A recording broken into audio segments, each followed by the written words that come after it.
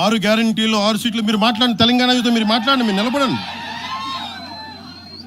మీరు మాట్లాడండి.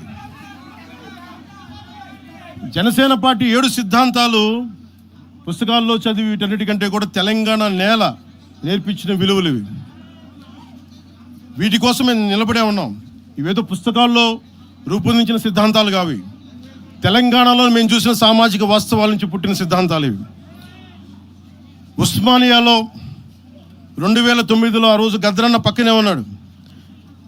ఆ రోజు ఇట్లాగే ఇబ్బంది కలిగిస్తూ ఉంటే ఒకటే అన్నాడు గద్రన్న, అరే తమ్మి నువ్వు మాట్లాడరు, ఎవరు వస్తారు నేను చూసుకుంటానని చెప్పి.